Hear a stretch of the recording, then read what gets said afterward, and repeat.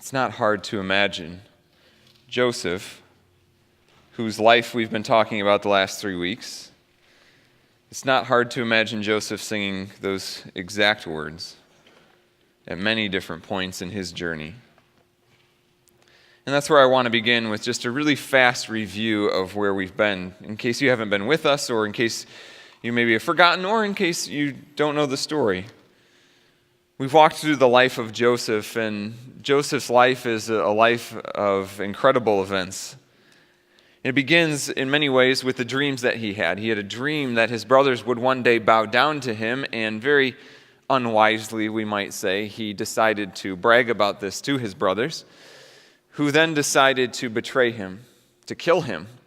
One of the brothers convinced them not to kill him, but instead they beat him, they threw him in a well, and they sold him to slave traders who went by. And so Joseph went away to Egypt, bound and in slavery. While there, he was able to rise to a fairly prominent position in the household where he worked. But being a slave and a foreigner, he was quickly and easily and falsely accused and thrown into prison. And so his journey of extreme ups and downs continued, and while he was in prison, dreams became an important part of his story once again. This time it was other people's dreams. He interpreted them through the power of God wisely, and Pharaoh eventually heard about this, brought Joseph to interpret Pharaoh's own dreams.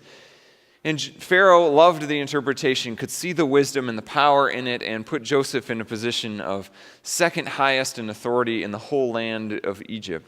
And so Joseph's story, finally he had come and finally gotten to a place of security and blessing. In fact, where he could then enact many of his policies within the country to rescue Egypt from the devastating famine that would occur. Now, as this famine went on, and this is the part of this where we left off last week, as the famine occurred, many people from many different nations were buying grain from Egypt. They also came and flooded into Egypt, many immigrants. And among those immigrants were Joseph's own family, looking for refuge, looking for food during this hard time. And Joseph knew who they were, and they did not recognize him after so many years and so many changes, and obviously not expecting to even find him alive, much less second in command in Egypt.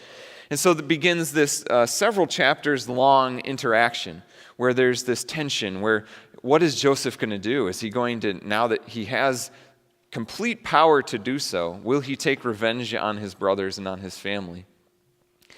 Or will he forgive them? And there's this kind of tension, because at times it feels like he's going to forgive them and be kind to them, and other times he seems to be stringing them along and not giving them the security that they need. And he finally reveals himself to them, and he decides to take care of his family. Now, the point at which we are is that Jacob, the father of the sons of Jacob, Israel, he has just died.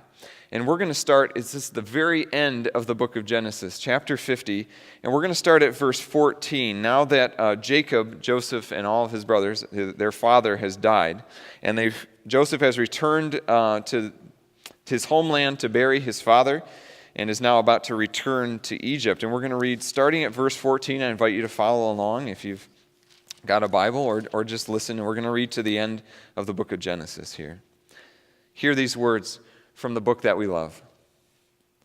When Joseph's brothers, I said verse 14. I started at 15. After burying his father, Joseph returned to Egypt together with his brothers and all the others who had gone with him to bury his father. When Joseph's brothers saw that their father was dead, they said, "What if Joseph holds a grudge against us and pays us back for all the wrongs we did to him?" So they sent word to Joseph, saying, "Your father left these instructions before he died. This is what you are to say to Joseph.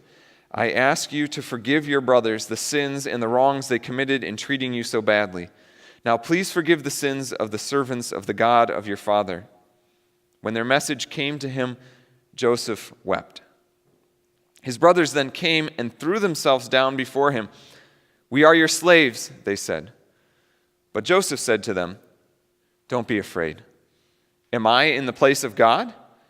You intended to harm me, but God intended it for good, to accomplish what is now being done, the saving of many lives. So then, don't be afraid. I will provide for you and your children." And he reassured them and spoke kindly to them. Joseph stayed in Egypt along with all his father's family. He lived 110 years and saw the third generation of Ephraim's children. Also, the children of Machir, son of Manasseh, were placed at birth on Joseph's knees. Then Joseph said to his brothers, "I am about to die, but God will surely come to your aid and take you up out of this land to the land he promised on oath to Abraham, Isaac, and Jacob." And Joseph made the sons of Israel swear an oath and said, "God will surely come to your aid, and then you must carry my bones up from this place." So Joseph died at the age of 110, and after they embalmed him, he was placed in a coffin in Egypt. This is the word of the Lord. Thanks be to God. Promises. This is in many ways a story that is carried along by dreams, but those dreams in many ways are really promises of what will happen. The promises of God, the promises here at the end of life, the promises of Jacob that Joseph might care for his brothers and forgive them, the promises of the brothers to come before Joseph and ask for forgiveness, the promises of Joseph that he will care for the family. And then Joseph, on his deathbed, asked for his brothers to promise, swear an oath that they will take him back to the land. So many promises, so many layers, and we'll get to that in a minute. Promises are just a critical part of our life, sometimes so much so we take them for granted. We might not even notice how often they're there because there are things that we trust in and rely on. And you may have been in some position too. I'm wondering how many of you have been in a position where you've told a promise or given a promise that you had no idea whether you could keep or not. You might think about a moment maybe in a job interview and you're asked the question, "Oh, so you probably know how to work with Excel." And you say, "Oh, yes, I definitely know how to work with Excel. Yes." You make these promises that can happen. There was this story that I heard a while ago of just an absurd promise that was made. There was this woman, this was on a podcast called Hidden Brain that I enjoy listening to.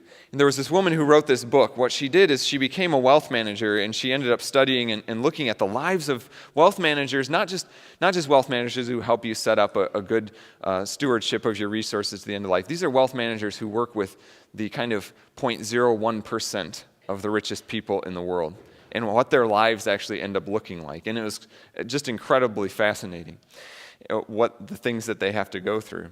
And she tells this story that she learned. There was this one wealth manager in Hong Kong whose name she gave the name David to him. So David is a wealth manager, and he got a call early in this relationship of his client, the very wealthy person who was his client. And the client said on the phone, he said, "I'm in Japan, and I'm sitting with a friend, a gentleman who had expressed a desire for smoked salmon."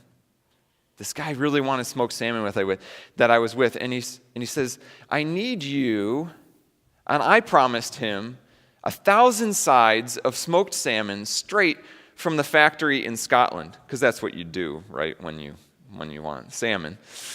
Smoked salmon straight from the factory in Scotland. And now I'm calling you, David, the wealth manager, I'm calling you to get me that salmon.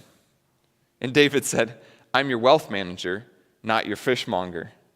And the wealthy client said, "Well, today, you're my fishmonger." And so David promised, he said, "I'll get you the salmon." He hangs up the phone. He's like, I guess I'll figure this out. But it just happened that David did know somebody who knew somebody else who was connected with the head of the salmon factory in Scotland. And he actually fulfilled the client's wish, sent 1,000 sides of smoked salmon straight from the factory in Scotland. The client then goes back and later tells David, "I totally made that story up. I just wanted to see if you would do it and could do it." And it was just mind-boggling, right? These senses of promises, right? If I were to stand up here and say, "I promise that I can make this podium disappear," I can't. I promise to preach the rest of this message while standing on my head. I can't. Some of you might enjoy that, but... Or I could say, I promise that if you look under your pew right now, you will find a $100 bill. But I can't. I'm not Oprah. So, more importantly than the times where we make promises or maybe just on the fly say, yeah, sure, I'll do that or I'll get that done without thinking about it, there are times when we've had to rely on other people's promises to us. And we might not even realize that we're doing it because we do it so often. We have to in order to get on with our lives. And it shapes the way that we act. It shapes the way that you live. Yesterday I was thinking about this because yesterday I had the great privilege of officiating my cousin's wedding. And wedding is one of the few places in life where we do this very public display of an oath or a promise, right? We take vows. I promise to be yours forever and ever. And that affects the way that we live, right? To make this commitment, this undying commitment to somebody for life. Or something very simple. We trust what we know. We trust the things that have happened before. And they're not necessarily promises, but they're things that we rely on to live our lives. We expect that when we throw the ball up in the air, that it's going to come down. We trust that airplanes are coordinated from the tower for safety. We believe when we get on an elevator that they're regulated for safety. Or this week I was thinking about this as well, just a simple act of, it's the first day of school for Holland Public for my children, and we hand our kids over to teachers and to schools for a whole day, and we trust and believe that teachers will take care of them as they have promised to do. And so this affects us. Even with the small things in life, we live our life based on promises, big and small. Some of the small ones are just simply, if I say that I'm going to come by your house on Thursday, that's going to affect how you live, or that the party is on Saturday. That affects what you're going to do. And see, we often think of the promises of God like they were only there for our emotional support. Now, they do certainly help us feel better. They help us to give us hope. But that also then should affect the way that we live. It affects our core being. It affects our actions and our plan for our lives. The promises, even of God, shape how we expect the world to go on and how the world will function. Now, this becomes so critical because Joseph, at this point in his life where we pick up this story, at the end of his life, he has so many choices of how he can respond, particularly when his brothers come and ask for forgiveness. And we are led in this tension as readers and hearers of the story. We're kind of strung along, as the brothers are, with what is Joseph going to do? Because he seems to be kind to them. He doesn't immediately just throw them in prison or have them executed or something like he probably could do. In fact, you can see how emotionally torn he is about all of this, and you see a glimpse of it in this passage. But if you go back, and I recommend it, and read the couple of chapters that we've skipped over here, there's this one theme that keeps coming up over and over again, and that is every time something happens, Joseph runs into another room weeping. And what you can see, we don't always know exactly why, but we know enough. We know what he's been through. And we know how torn he is. And we know that he's both filled with this immense gratitude to see his family again. We know how he's filled with this immense gratitude that his life is on a stable foundation, that he is a free man and has the means that he needs to survive. We also know that, though, that he is still deeply wounded. All of these years of hurt and betrayal, missing his family and his homeland, the pain, the slavery, the prison, they have wounded him, and it's pouring out now that he has seen his family again. And so you can see how he is a man at the brink of breaking, and yet he does not break. And I think to myself, with all that he has been through, how is that possible? How could he look at his brothers in the face and say, I will provide for you? There's only one thing that he can stand on, and that is the promises of God. He has seen them. He has seen glimpses of them. Even in the trials, the promises of God have shown through in important ways. In fact, if you remember, if you were here last week, the name of his second son, Manasseh, sounds like the word twice fruitful. And he says, I've named him twice fruitful because God has made me fruitful, even in the land of my suffering. And so Joseph makes the choice, out of all the choices he could have had of how to respond to his brothers, he looks at them and he says, don't be afraid. Which, of course, many of you will know is the words that so often that angels speak. Messengers of God doing the work of the Lord speak to people to reassure them that God is on their side, that the news they're about to hear is good. And so it's no coincidence that Joseph here is acting in some way with some small part of the love and faithfulness of God, saying to his brothers, you do not have to be afraid. And then he says, I will, with the power that I have here in Egypt, I will provide for you. And so there's all these different layers of promises throughout the story of Joseph, so powerful for our lives. See, this is the last chapter, the end of the book of Genesis. And we've gotten caught up now, right? The book of Genesis starts with as big and as cosmic as you can imagine. In the beginning, God created the heavens and the earth. And then we zoom in and we suddenly zoom in on this one man, Abraham, and we get sucked into this amazing story of faithfulness and betrayal and success and failure and trials and triumphs. And we get sucked into that story of Abraham, Isaac, Jacob, and now Joseph. And we could almost forget that there's something much bigger going on. But here at the end of the book of Genesis, Joseph himself wants to remind us of that. He wants to remind us that there is something bigger going on, that God is still in charge. He is still the one that in the beginning, God. And he says to his brothers, am I in the place of God to make this sort of decision? You see, what you meant for evil, God meant for good. He's reminding his brothers and he's reminding us who get to hear this story now, there is a larger story going on. There's something so much bigger than Joseph and his brothers. It's a reminder that our salvation, our rescue of God, God's faithfulness in our life is not just personal.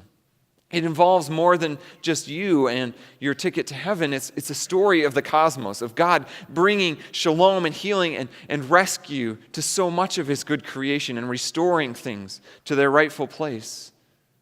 And we see that then as Joseph then chooses to use the gifts that God has given, the rescue that God has given him in his life to provide for his brothers and to serve the land of Egypt. We have to remember that Joseph is almost single-handedly is credited here for saving the land of Egypt from severe famine through his wisdom and leadership and through the power of God in his life. So the promise, one of the promises is so simple and yet so hard to live by. God is in charge. The second is a promise that lived out very much in the life of Joseph. In verse 18, his brothers come to him and they bow before him and they say, we are your slaves. Now, if you remember all the way back at the beginning of the story of Joseph, that is exactly the dream that Joseph had, that he told his brothers about in the beginning. And it came true in this moment. There was something bigger going on, right? God had fulfilled the promise of that dream, even though it seemed like, how could that ever possibly happen? And the third promise is that God has promised the land to his people. God has promised to covenant and to be with this family, his people. And the way that he tangibly shows this love and faithfulness is by giving them the security of land. And at the very end of his life, with his last words, Joseph says, God will surely come to you and bring you up out of this land. In other words, even this security that you now find in Egypt, this rescue you now find in Egypt, it's just one step in the larger story that God will fulfill. God will fulfill his promises. And so Joseph, in forgiving his brothers, in having this surety at the end of his life to say, this will still happen, even though all this seems to end kind of in a happy way. The family is reunited together in Egypt. They're safe and secure. And yet there's still this promise that's hanging out there. They are not in the land that God had promised. God's promises are still not yet fully fulfilled. And so the Exodus, we know, as we know from us who are reading the story now, we know that there is still so much more to come. The Exodus is coming. God's people are still not where they ought to be. And so in some ways, Joseph, at the end of his life, this doesn't just look back to say that God has been in charge the whole time. It also looks forward to say God will be in charge. Despite what comes, we must trust in that. And so even though we stand in a very different part of the story in God's salvation history, we can relate to this, I think, in a lot of ways. We stand on the other side of Jesus coming to fulfill so much of God's plan by coming in the flesh, by teaching, by dying and rising again, by giving the gift of the Holy Spirit, and yet we still stand in this place where we are waiting for healing, for wrongs to be made right. We still have to trust in those promises that Christ will come again, that Christ will restore all things, that heaven and earth will be one. And so Joseph is on his deathbed and he reassures his family again. He has already reassured them in the last years of his life. He says, don't worry, don't be afraid, I will provide for you. And he reassures them again and he says, do not be afraid. Now he is arguably the most powerful man in the most powerful nation in the world. And yet he knows on his deathbed that he cannot protect them forever. He has to lean his hope for his family and for God's promises on something else. He has to rely on God. That God will provide for you, he says to his family. I no longer can, but God will. And we know the painful road that the Israelites will walk, that they haven't even yet entered into hundreds of years of slavery in Egypt. And Joseph doesn't know any of that. He can't know. And yet he does know the one thing, the only thing that matters. The promises of God will be fulfilled. And so the question for you is, what promises are you living into? Not what promises do you think in your head, not what promises do you wish that would be nice. What ones are you living right now? And what I mean is, ask yourself, where are my worries? Where is my comfort? Where is my purpose and motivation? And what do those promises reveal in my life? What promises have I been leaning on? The voices in my head that are critical, that say there won't be enough unless I do something. The real challenge is to challenge yourself today to ask, are those promises really true? We believe them in our heads, possibly, the promises of God from Scripture. But then we end up living, and our worries and our actions reveal that we're really living based and standing on some other rock. There's a term for this that I think is pretty helpful. For the way that we might proclaim or we might think in our heads about the promises of God, but then live a totally different way in terms of our worries and our actions. The term is functional atheism. And Parker Palmer writes about this, the writer, and he says this about it. And some other people have used this phrase too, but he writes, one of the great problems in our faith is functional atheism, the belief that ultimate responsibility for everything rests with us. This is the unconscious, unexamined conviction that if anything decent is going to happen here, we are the ones who must make it happen. A conviction held even by people who talk a good game about God. He says this shadow causes problems on every level of our lives. It leads us to impose our will on others, stressing our relationships, sometimes to the point of breaking. It often leads in burnout, depression, or despair as we learn that the world will not bend to our will, and we become embittered about that fact. Functional atheism is the shadow that drives collective frenzy as well. It explains why the average group can tolerate no more than 15 seconds of silence. If we are not making noise, we believe nothing good is happening and something must be dying. The gift we receive, this is still Parker Palmer, the gift we receive on the inner journey is the knowledge that ours is not the only act in town. Not only are there other acts out there, but some of them are even better than ours, at least occasionally. We learn that we need not carry the whole load, but we can share it with others, liberating us and empowering them. We learn that sometimes we are free to lay the load down altogether. The great community asks us to do only what we are able and trust the rest to other hands.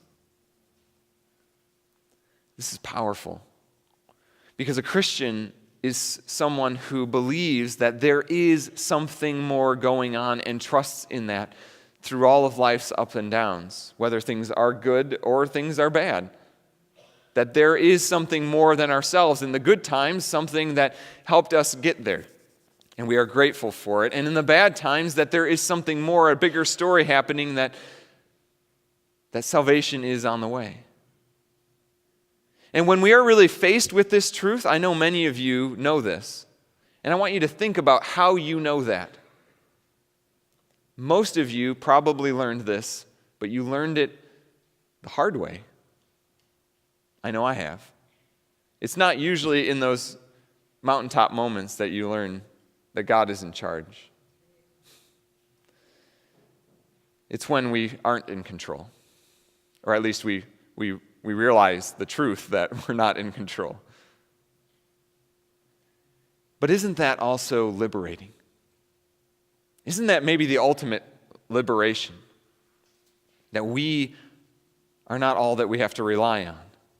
That we can rely on the promises of God instead of what the world promises and can't deliver on. Instead of feeling the burden and the shame of being our own saviors. That is freedom. I think some of you already know, because I've shared it before up here, that my favorite story is probably still the Lord of the Rings trilogy. And it's been way too long since I've quoted from that. So here we go. But my favorite part of my favorite story is this part where Sam and Frodo, the main characters, you just need to know that they've gone on this terrible long journey. It's awful. And they end up in the evil land of Mordor, and they haven't seen the sky or the sun in days and days and days.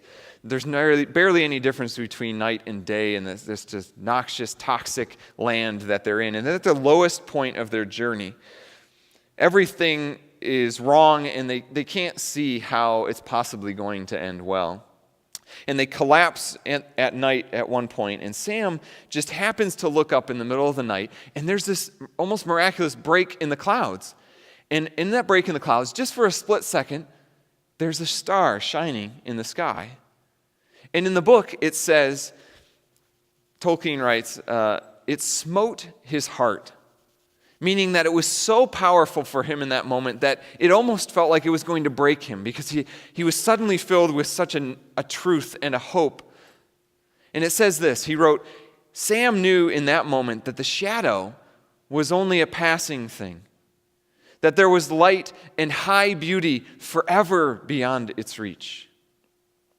In other words, he knew the one thing that I think Joseph knew so well throughout all of his trials and his triumphs, that there was a greater story happening behind the scenes.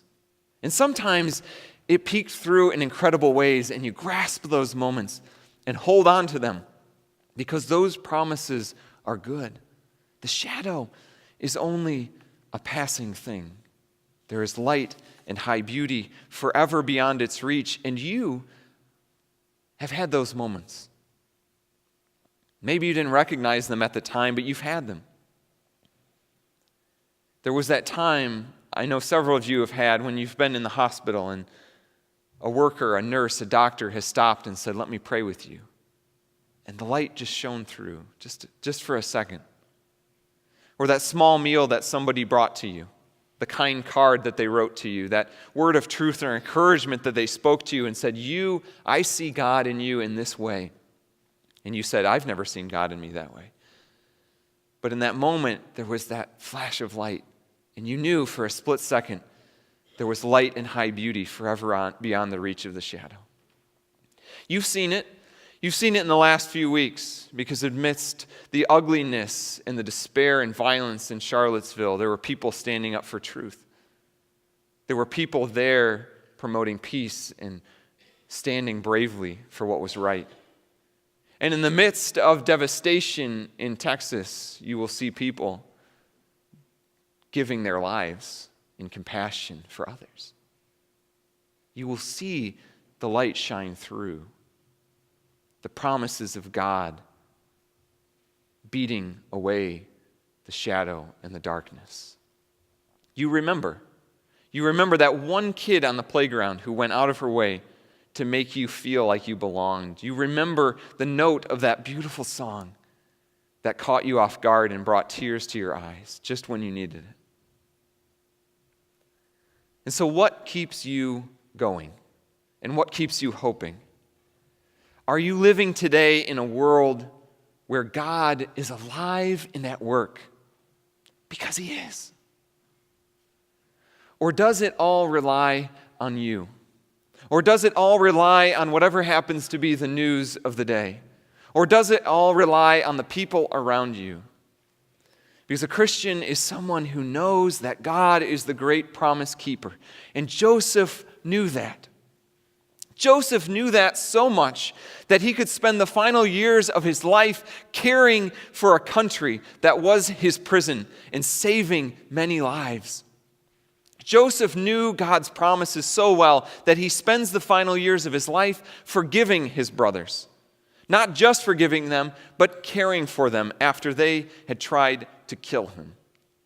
Joseph knew this so well that he spends his final breath reminding his family that God's promise still stands, even in a foreign land, and that through it all, God will fulfill it.